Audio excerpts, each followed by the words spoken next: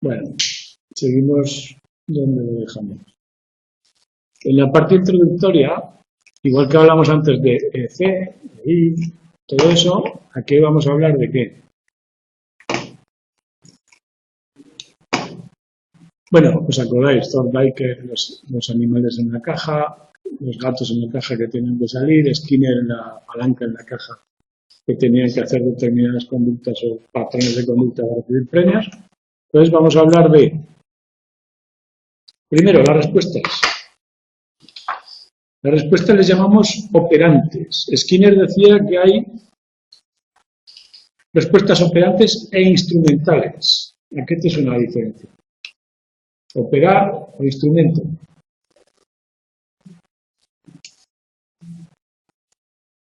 ¿Un instrumento qué es?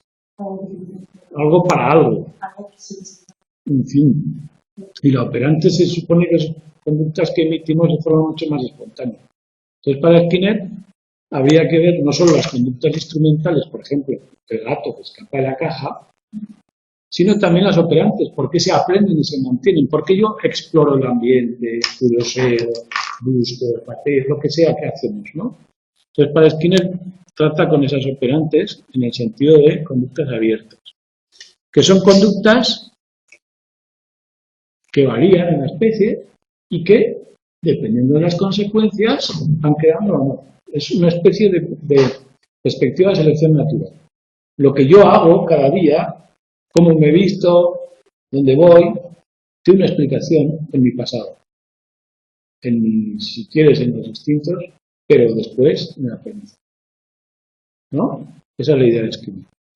La probabilidad que se emita una respuesta o no depende de la historia de refuerzo y se mide pues con tasas de respuesta en número de tiempo.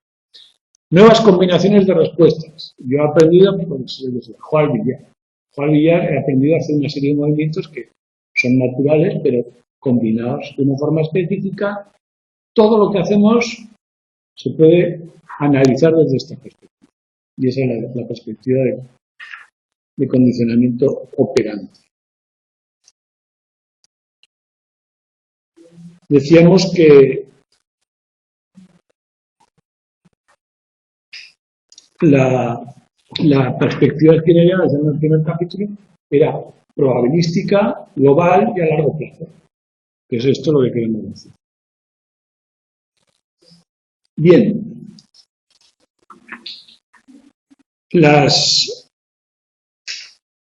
Los términos que vamos a manejar, en este caso son respuestas, consecuencias y estímulos discriminativos.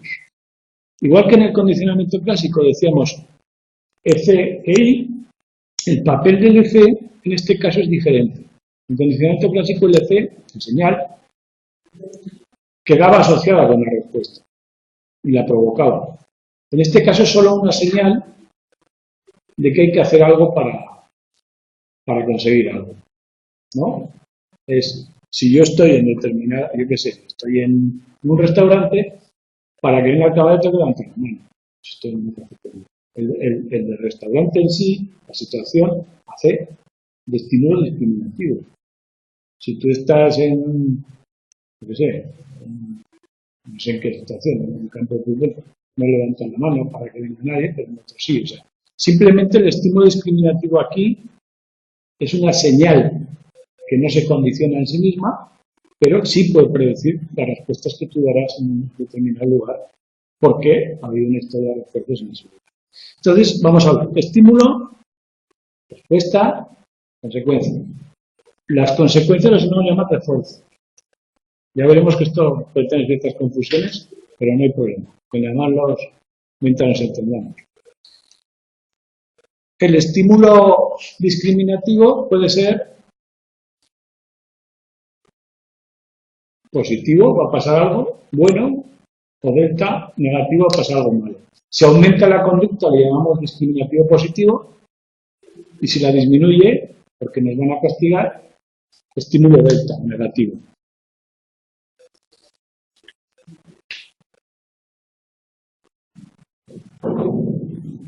Lo que se aprende es la relación entre refuerzo y respuesta. En este caso no tenemos una relación entre estímulo. Bueno, segundo término, la respuesta. ¿Qué es una respuesta? Una respuesta es un conjunto de movimientos que sirven para algo, que consiguen un refuerzo. La misma respuesta puede tener diferentes formas. Por ejemplo, puedo llamar al camarero levantando la mano, con la voz, o con un timbre, o con una aplicación de móvil. Estas respuestas, en términos de aprendizaje, son equivalentes, porque sirven para lo mismo. La respuesta tiene un sentido amplio. Todo aquello que tiene un mismo fin es una respuesta, y se puede hablar de clases de respuesta. Todas aquellas que sirven para lo mismo forman una clase equivalente. Ahora, cada una tiene una forma, una topografía diferente. Normalmente lo que nos interesa es el efecto de clase, no tanto la topografía, aunque algunas veces se miran. Lo importante en una respuesta es para qué se hace, la función, para definirlo. El reforzador, premio, castigo, lo que sea. También, ¿qué es un reforzador? Suele preguntar, sin mirar ahí. ¿Qué es un premio?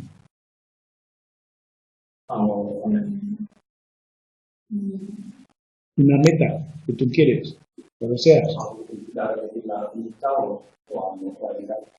Algo bueno, una meta. Esa definición no es funcional, esa es valorativa. Y la definición del aprendizaje no es valorativa, es funcional. Premio es todo aquello que aumenta la posibilidad de una conducta. Ya está. O sea, para mí un premio es aquello que consigue que tú hagas lo que yo quiero, y un castigo es aquello que consigue que tú dejes de hacer lo que yo quiero.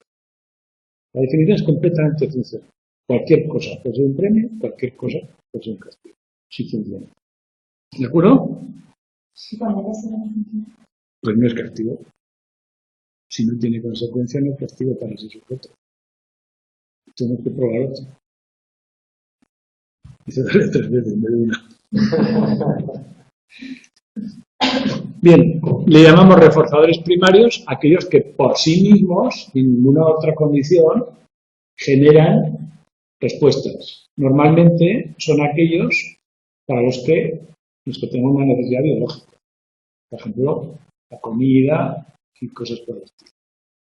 Y se llaman secundarios aquellos que por asociación, por condicionamiento clásico o por experiencias en el pasado han adquirido esa misma propiedad. Por ejemplo, el dinero. Fijaos que hablo de cosas buenas, pero podría hablar de cosas malas también. Para una persona que le dan 10 latigazos al día, darle 5 podría ser un premio. ¿Entendéis? Es así. Sí, exagerando un poco, pero... Dependen de la historia de reforzamiento de cada uno.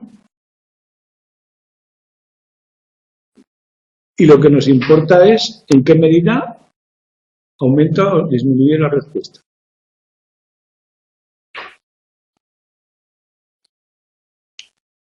Bien.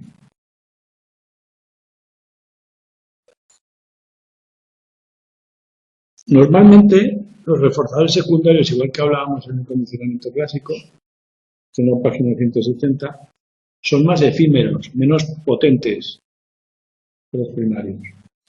¿No? La comida casi siempre funciona, pero yo qué sé, no sé qué ejemplo pones. Los animales, una luz, por ejemplo, una cosa que funciona. Pero hay otros que no, que hay cierta contradicción. Por ejemplo, el dinero es secundario, que no se come ni se bebe, pero a veces tiene una durabilidad y una potencia que la que sean otros reforzadores. O sea, en principio los secundarios son menos potentes, duran menos, pero hay casos excepcionales. Luego distinguimos, aunque esto ya digo, son términos que hablaremos todo el tiempo. Los tenemos que distinguir bien, pero la fuerza de la distinguimos bien.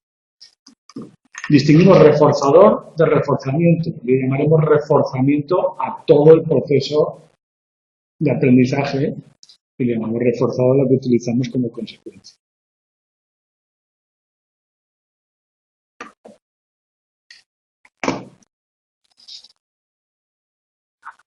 Distinguimos entre ensayos discretos, como los de Thorndike, es decir, hay que emitir una respuesta,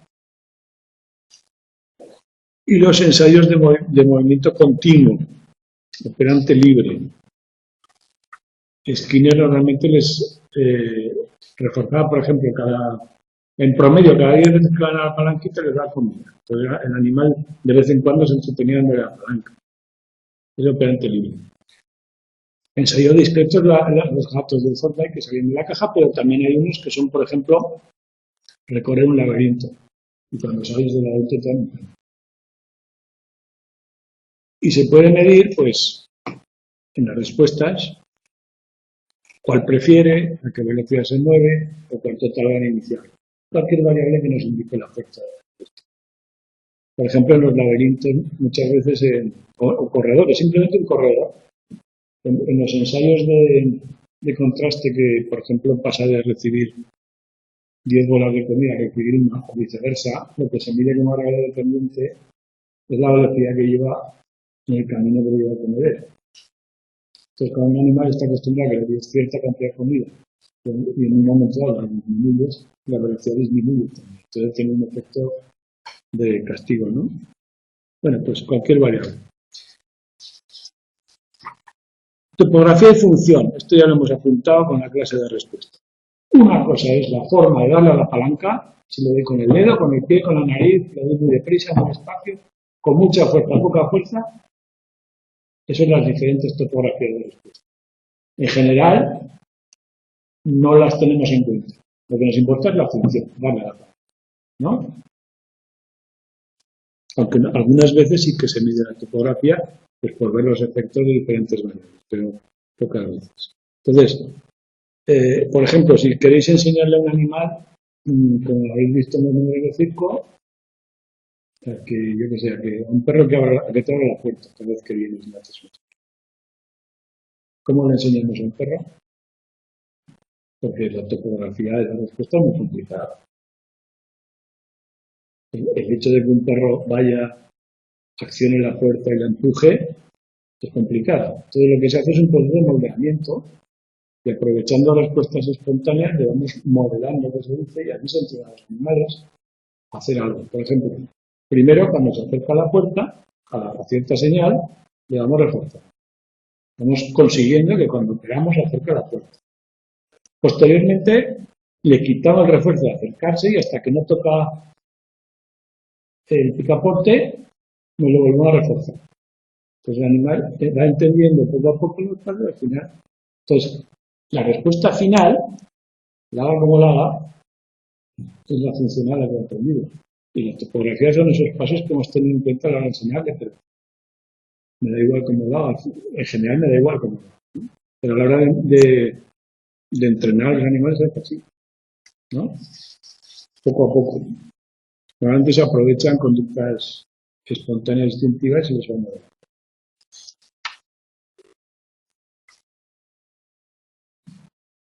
Muchas veces ciertos reforzadores hacen más fuerza en unas conductas que en otras. Por ejemplo, la comida genera conductas asociadas con la comida.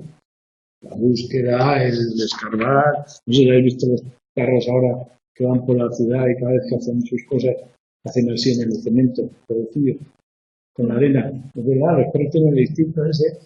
Bueno, pues eso queda ahí, como ya lo veremos, en una deriva instintiva, ¿no? O sea, le llamamos instancia-respuesta a cada movimiento concreto, la forma concreta de abrir la puerta de ese día o de ese animal, y la clase de respuesta es abrir la puerta. Clase de respuesta. O sea, formas de distinguir una de otra. Y un punto más importante es esto. Aquí hay una pequeña reflexión que en vez de entrar, mira, por ejemplo, vamos a imaginar ese perro que hemos dicho que le hemos enseñado a abrir la puerta. Decimos que esto es condicionamiento operante. Yo le estoy introduciendo unas respuestas nuevas, una cadena de respuestas nueva que el animal no tenía a través del refuerzo. ¿Hay algo de condicionamiento clásico ahí? Sí. Le estoy dando de comer. Y le estoy dando una señal. Entonces, al principio, cuando yo hago así, pues acerco a la puerta y le doy de comer, eso es condicionamiento clásico. Esa señal automáticamente provocará salivación, anticipará la comida y viceversa. Si cuando le quito el premio la extinción, lo mismo. La señal, bueno, pues nunca en ninguna situación son situaciones puras de condicionamiento clásico u operante.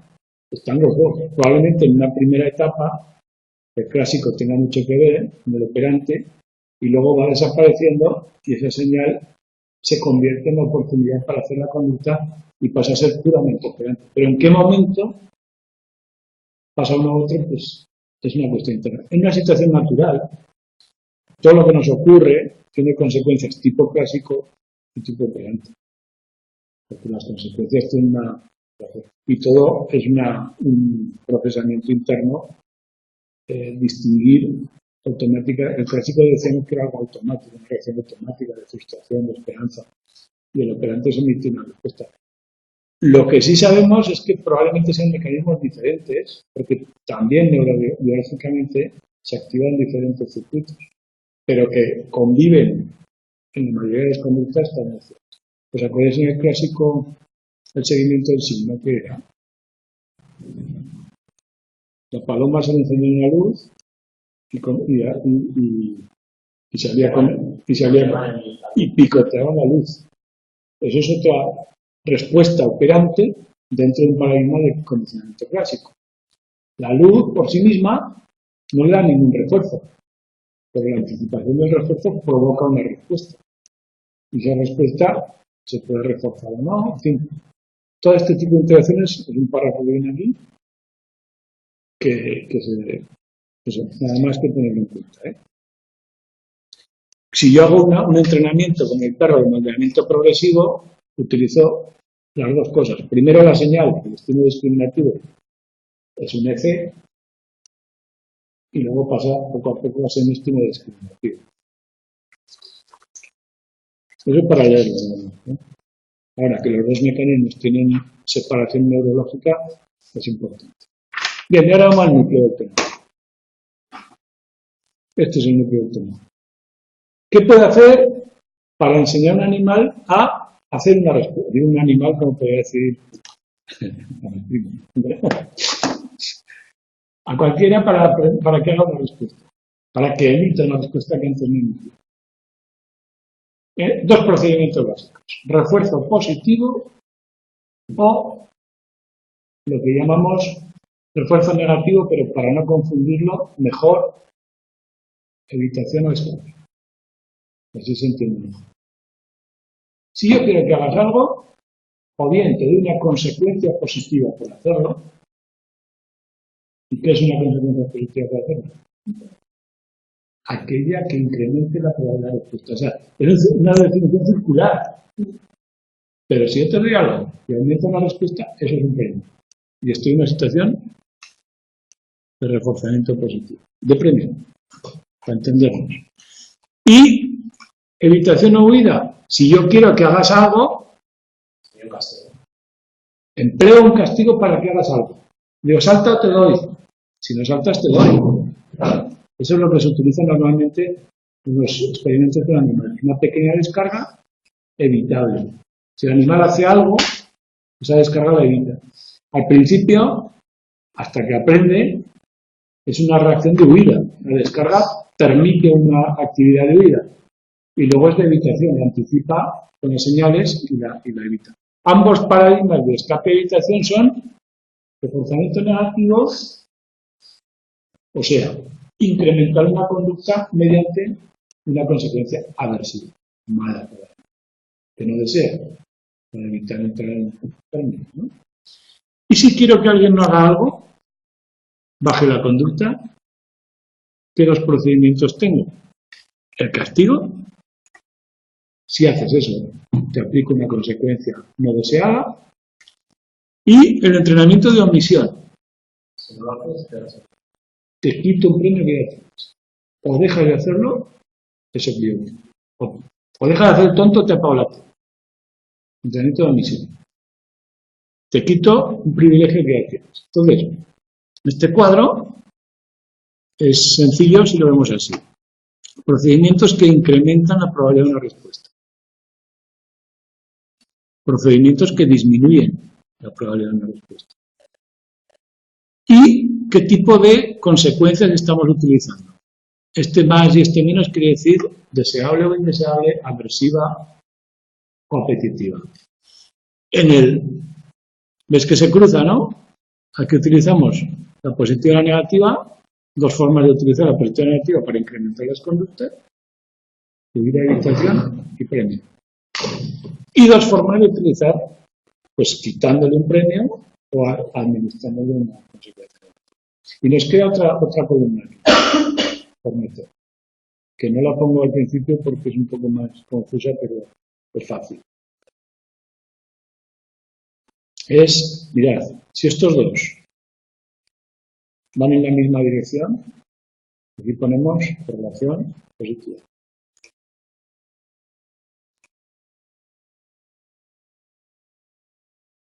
Si a más premio, a más consecuencias le uno, más conducta, tenemos una relación positiva. En este caso, es al revés. A más veces haga la conducta, menos castigos va a recibir. Tenemos una relación negativa. Esto lo llaman el texto contingente. Yo contingencia prefiero no llamarlo porque es una palabra en castellano no significa lo mismo. Contingencia en español es relación al azar. Y aquí lo que estaremos hablando es ¿qué relación hay entre recibir premio y la conducta? ¿No? En este caso, ¿qué ocurre? A más emite la conducta, más veces se le castiga positivo. ¿Sí? En este caso, ¿qué ocurre? A peor se porta, le quito la pena más veces, negativa. O sea, perdón, sí, más veces hace la conducta, negativa. Y ya completamos el cuadro. Esto sería la parte de contingencia. Respuesta, consecuencia. Respuesta, consecuencia. Va en la misma dirección, positiva. En la dirección negativa. Y ya está. Estos son los 4 procedimientos clásicos. ¿Por qué digo que los temas 4 y 5 son básicos? Porque en el 4 vamos a ver las consecuencias de cada una de estas. Y en el 5 vamos a combinarlos. Vamos a combinar, ¿qué prefieres tú? ¿Que una situación de castigo o una situación de premio? Elección, ¿no? ¿Qué prefieres? ¿Un refuerzo que te dé un título de licenciado entre 4 años o ver la tele esta noche? Es mucho más valioso el título, pero es mucho más inmediato la tele. Entonces, ahí está ese tipo de cosas las haremos en el capítulo 5. ¿De acuerdo? Eso es todo lo que nos queda por ver. ¿Cómo funciona todo esto? No, es complicado porque las conductas de elección hay muchas variables en juego. La demora, la intensidad del premio, en fin, todo eso. Y ahora ya vamos a entrar. Esto es el lenguaje básico. El EI-C que hemos visto antes. Y hay que tenerlo clarísimo. Pero así o sea, como el ABC. Vamos a hacer algunas consideraciones de cada uno de los procedimientos para entendernos bien. En el refuerzo positivo, normalmente el que una cosa sea un reforzador primario depende de la necesidad del individuo, ¿no?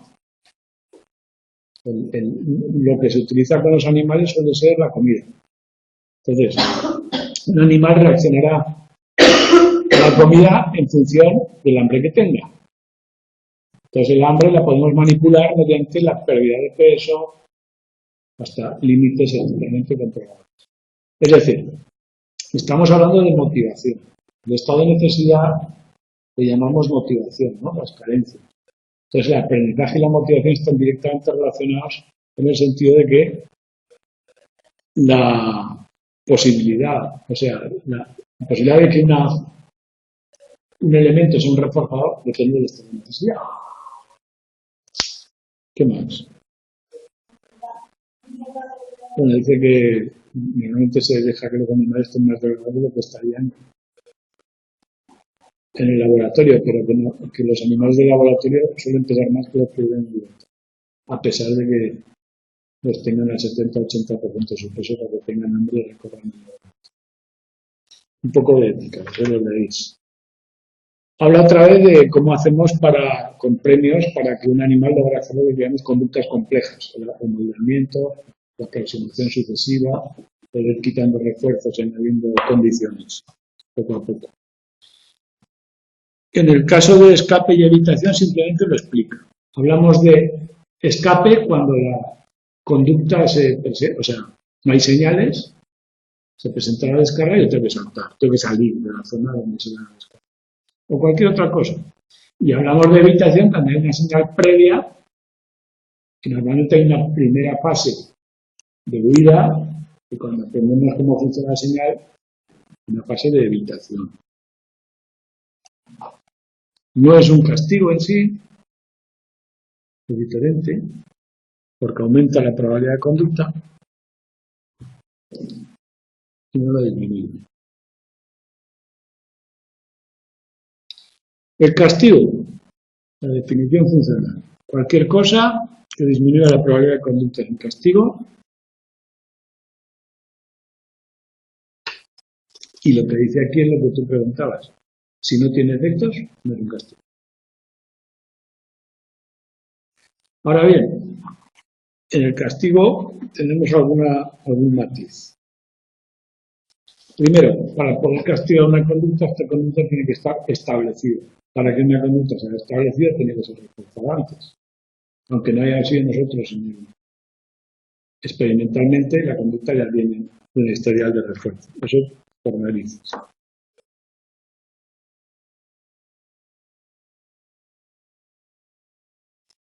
El castigo negativo, o el entrenamiento de omisión, le llamamos de omisión. De omisión porque le quito el premio. También se le llama castigo negativo, porque le damos la vuelta al castigo. Usamos uno positivo, ¿no? Simplemente lo explico nada más.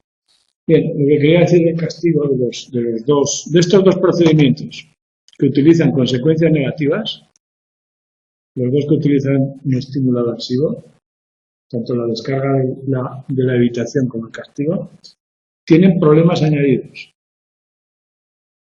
Igual que el refuerzo positivo se relaciona con facilidad con la conducta y aumenta la probabilidad de conducta, el castigo tiene un efecto colateral de frustración y malestar que aumenta la ansiedad y muchas veces interfiere en la capacidad de asociar lo que está ocurriendo, en la capacidad de aprendizaje.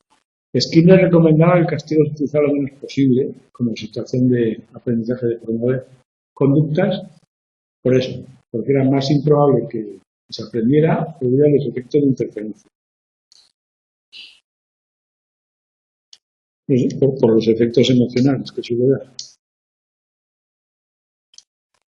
Y además, como esos efectos emocionales se dan siempre, se pueden asociar a cualquier otro estímulo de alrededor con un paradigma clásico, de condicionamiento clásico, y hacer que luego haya unas interferencias pues extrañas, ¿no? Una persona que ha vivido una situación, como hemos hablado alguna vez, de maltrato en su vida, esa frustración, ese castigo que ha sentido en determinadas circunstancias se puede activar en otras muy diferentes y puede interrumpir situaciones de aprendizaje, puede bloquear muchas cosas, no solo el castigo en sí, sino todo eso que ha ocurrido alrededor. La persona que te castigaba, ¿no? Con un efecto de conocimiento clásico. Bueno, pues eso. Muchas veces el castigo se asocia más al castigador que a la conducta que te han castigado, ¿no? El que te castiga es lo que tú asocias como lo malo y no la conducta que tú has hecho. Bueno, pues ese tipo de cosas hacen que el castigo sea menos deseable. Vamos con la extinción, y esto sí que...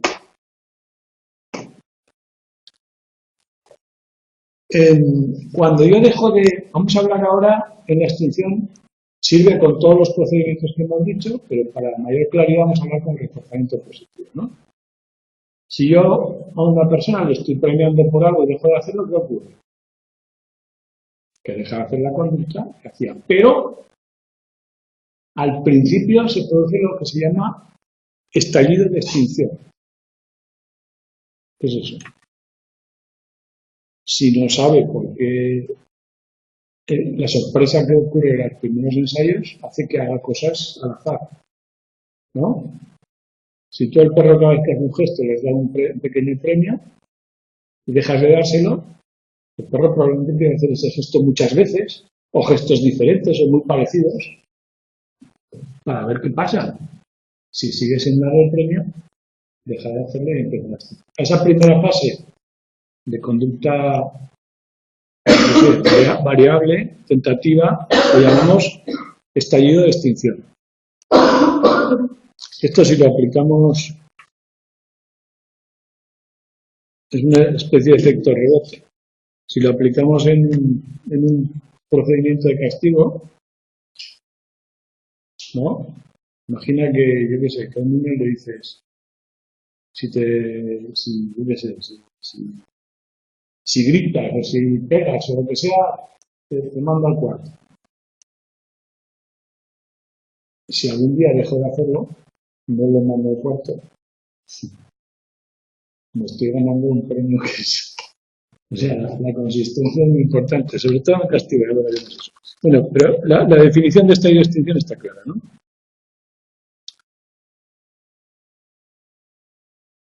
También aumenta la variabilidad de respuesta. En el momento que hace más veces la respuesta que antes de premiábamos, por si acaso, y empieza a hacer otras diferentes. Estallido y variabilidad.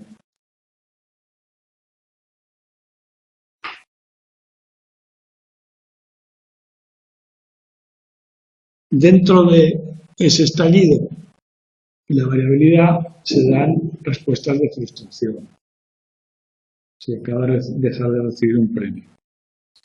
Respuestas emocionales que pueden generar conductas asociadas a esas, por ejemplo, la agresividad. El perro te puede morder. Y las personas también.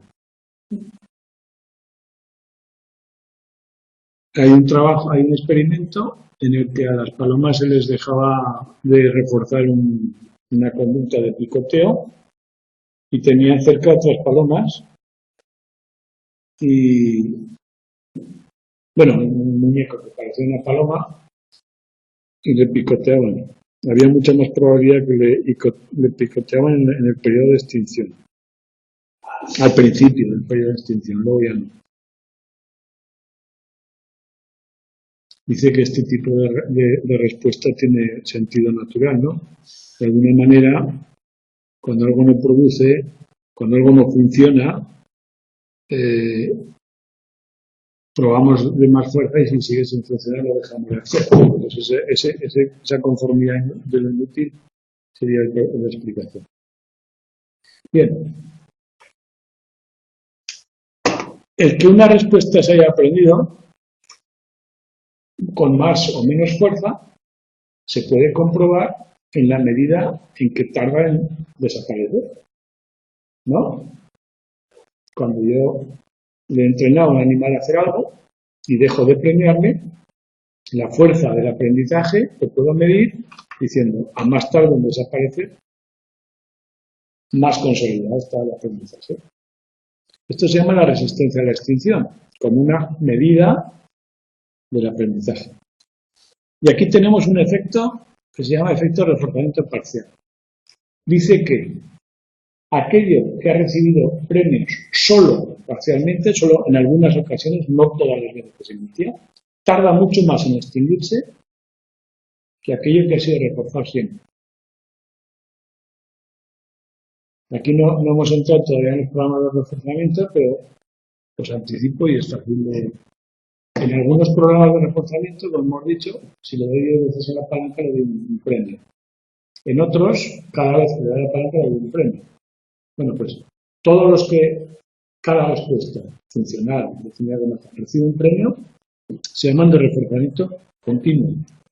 Y los que no, o sea, que reciben de vez en cuando, dependiendo de varias variables, se llama reforzamiento parcial.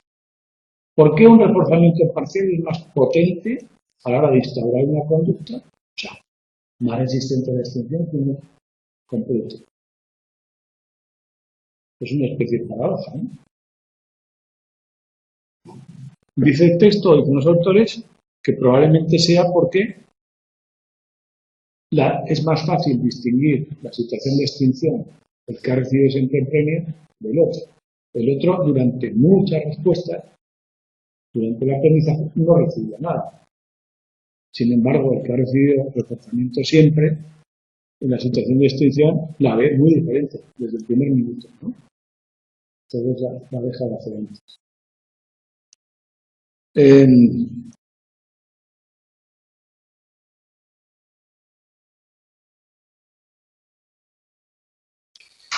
Siempre se da, igual número de respuestas, el efecto reforzamiento parcial es muy potente. ¿Se fijan las máquinas tragaperras que dan premio? Los reforzamientos de 5 años más son muy potentes a la hora de que durante muchas monedas no te da nada. Bien. O sea, primera hipótesis.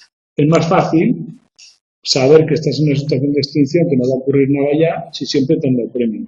Que si no.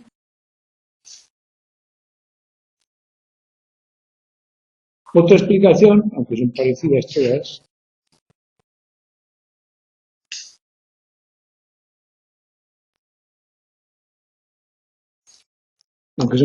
todas, normalmente el reforzamiento continuo tienes muchos menos contactos con experiencias de extinción, ¿no? No hay respuestas sin consecuencias, las otras sí, tienen muchas respuestas sin consecuencias. Entonces, lo que se aprende es que la respuesta sin consecuencias es asumible. Para uno, para otro no. Y la frustración que conlleva también es asumible para uno que para otro no. Eso es en la página 186.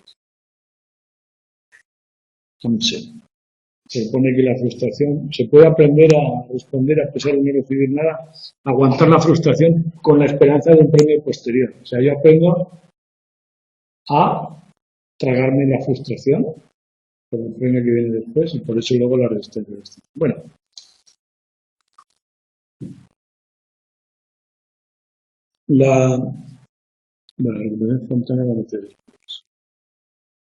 Otra variable que aumenta la fuerza del aprendizaje es el reforzador, si es más o menos importante. No es lo mismo pagar 100.000 euros que 2.000. Y lo rápido que lo recibas, que lo puedas asociar fácilmente con la conducta. Y jugando con estas dos, tenemos un reforzador, ya veremos luego, en qué medida preferimos un reforzador inmediato de menor magnitud o uno demorado de mayor magnitud. Bien. Dice que, en general, cuando el premio es más alto y se administra de forma continua, disminuye la resistencia a la extinción. La magnitud solo tiene efectos si el reforzamiento es continuo. Si es parcial,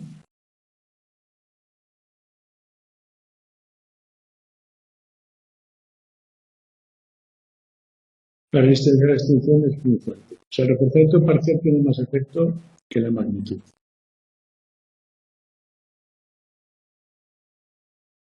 Sí, la demora siempre actúa de la misma forma, no hay matices. Con más inmediato sea un premio, mejor. Más resistente a la extinción, más potencia de la pérdida. Y por esto lo de las magnitudes no me pensaba que me lo inventaría, pero lo ponía.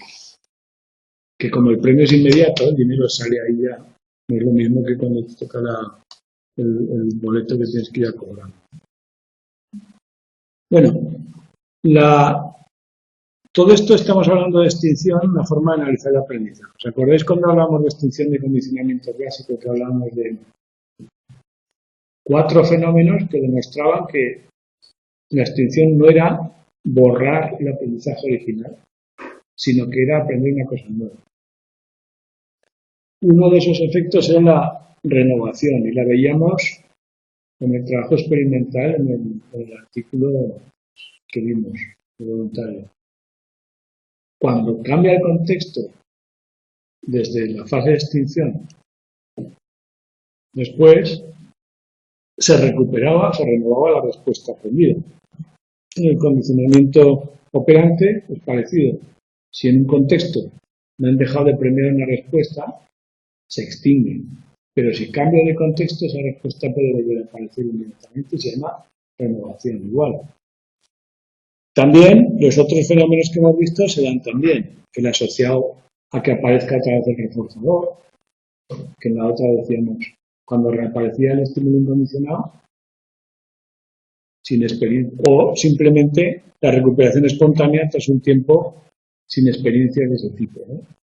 Una manía que tú tenías, dejas de hacerla por extinción y luego durante un tiempo te vuelve. Bien, también como antes, la explicación es parecida. No desaparece el aprendizaje original, sino que se crea uno nuevo y además lo distingue del olvido. El olvido, desaparición de la conexión entre respuesta y reforzamiento, impediría, si fuera olvido, que esa respuesta se volviera a ese reforzamiento. Y estos fenómenos de renovación o regulación espontánea demuestran que no se ha olvidado, sino que se ha inhibido o se aprende otra cosa. ¿De acuerdo? O sea, el olvido, el mero paso del tiempo y el borrar la conexión no es el caso, sino otro diferente.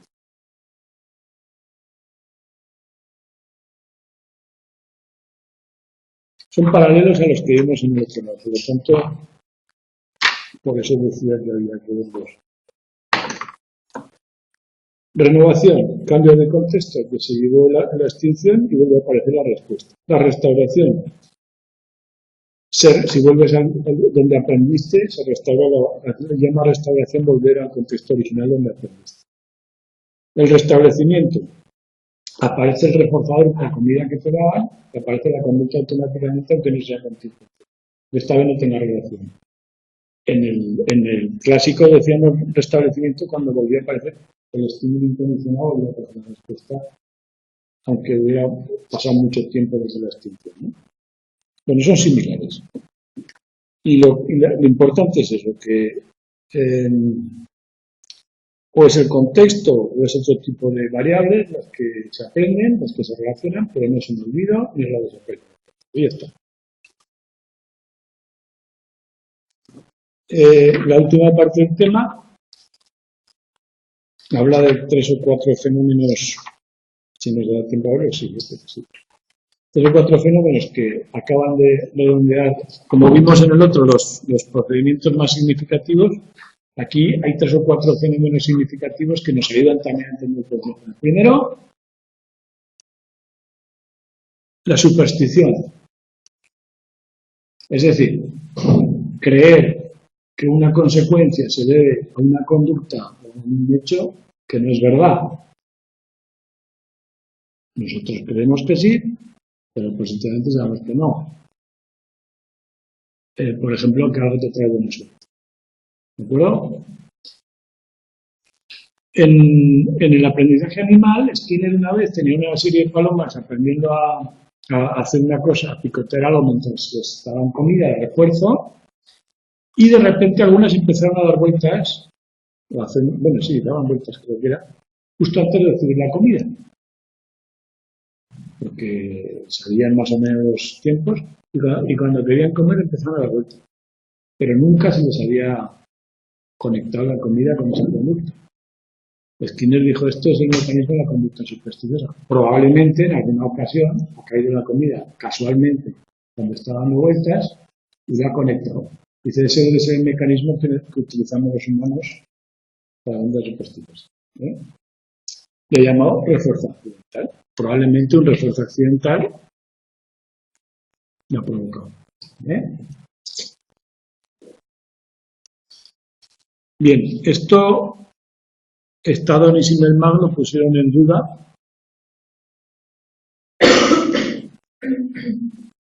porque ellos distinguieron, se dieron cuenta que lo que las palomas podían conectar con una conducta, lo que llamaba conducta supersticiosa, eran en realidad conductas que la paloma hace cuando no tiene nada mejor que hacer. O sea, cuando no esperaba la comida, el periodo que le llamaron ellos de interín, la paloma da vueltas, picotea. Y cuando ya espera la comida, que le llamaban estas las conductas terminales, hacían otro tipo de movimientos. Entonces dice que lo que se refuerza y lo que se ve afectado por los reforzadores son las conductas terminales. Las de interín simplemente aumenta la probabilidad que se emitan si no va a haber refuerzo, no se espera. Yo hago lo que acostumbro a hacer si no espero que haya una contingencia especial, ¿no? Entonces, discutieron que la explicación de refuerzo accidental fuera la buena y dijeron que lo que ocurría es que aumentaban las conductas de interín, de entretenimiento, en situaciones que no se esperaban. Conductas innatas, preparadas y todo eso.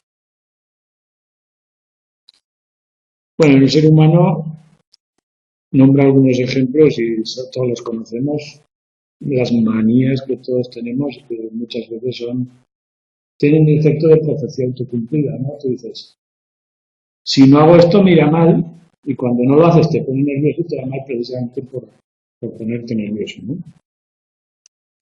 Luego hay un autor que se llama Henstein, que no lo he puesto aquí, Henstein, que distingue entre supersticiones individuales y de grupo. En el ser humano, las propias experiencias, mi bolígrafo de la suerte es personal, pero el martes y 13 es social. Y el martes y 13 no he tenido ninguna experiencia, sino que se ha aprendido por vínculo. Bueno, pues esa es la distinción, ¿no?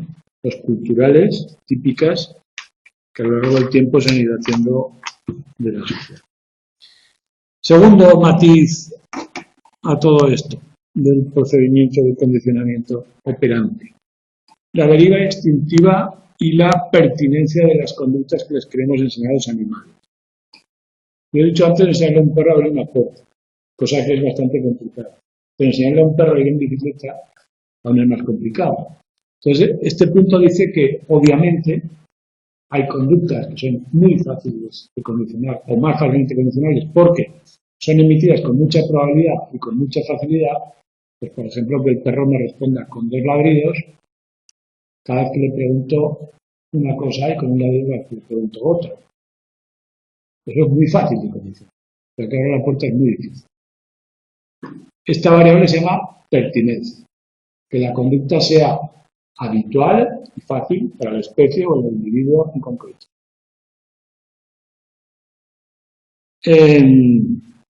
Delante de la comida se desarrollan una serie de conductas, delante de las descargas otras, pues todo eso serían más pertinentes. Y se vio que cuando a ciertos animales en el círculo se les intentaba enseñar algunas conductas muy complejas, como la que digo, más complejas aún, llegaba un momento del entrenamiento que el animal se bloqueaba y empezaba a hacer cosas propias del animal, ¿no? Rompía con todo y ya había aprendido, pues yo que sé, a acercarse a la puerta y en un momento como se pusiera nervioso y volviera a ladrar y ya está. Eso se llama deriva instintiva, ¿no? Cuando una cosa lo supera por lo que sea y no puede, pues se va a la conducta instintiva que hace. Lo llamaron así, ¿no? Y es que las respuestas naturales compiten siempre con las que nosotros intentamos imponer mediante el refuerzo. Hay límites para el reforzamiento y límites en el tipo de respuestas que podemos pedir. O sea, pertinencia y deriva instintiva, definido y fácil. El contraste, que también lo hemos nombrado antes. Si yo estoy recibiendo un reforzador concreto en una cantidad determinada, puede en un momento dado aumentar, con lo cual se da una especie de cosa así, o disminuir, con lo cual se da una especie de cosa así.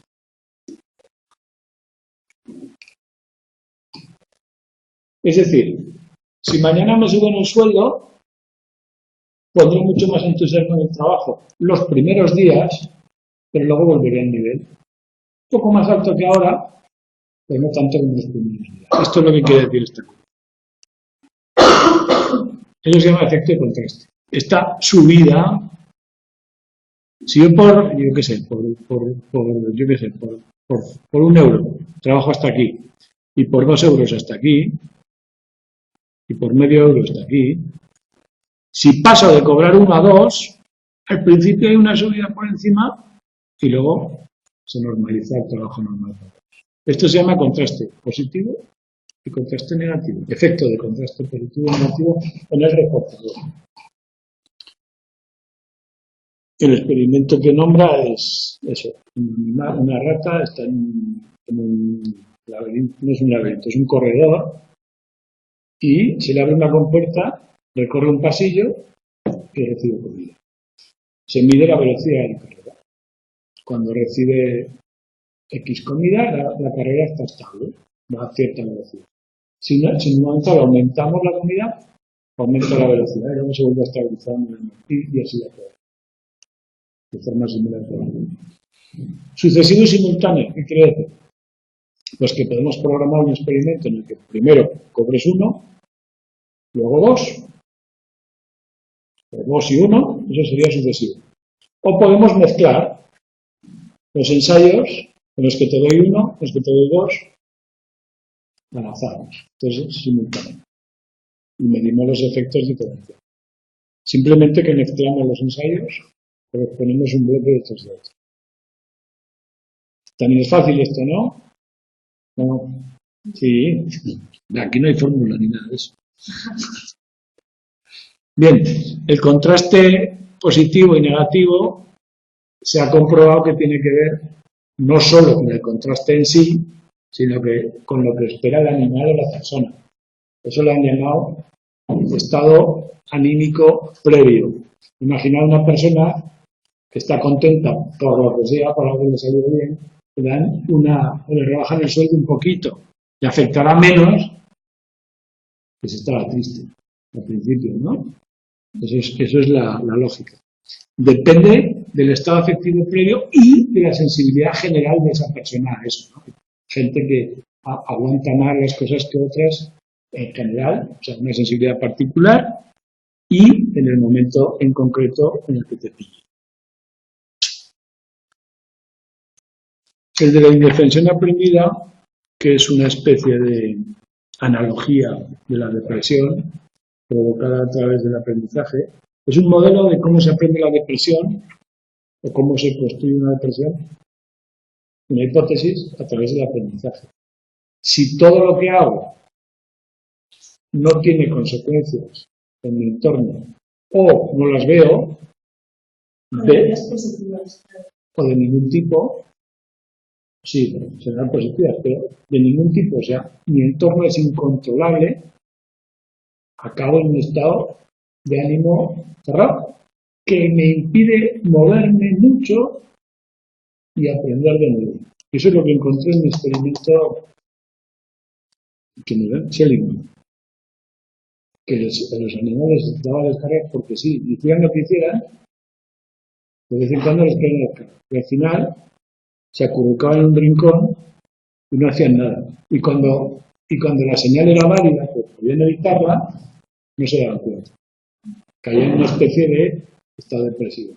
Se estableció un paralelismo. El próximo día hablamos de esto y acabamos el tema. Y os voy a pedir ya que miréis el artículo en inglés, que el próximo día lo analizamos. El viernes. Acabemos esto y veremos el artículo. Porque nos quedan, a ver si cuento bien, el 27, 4, 11 y 18. 4 sesiones.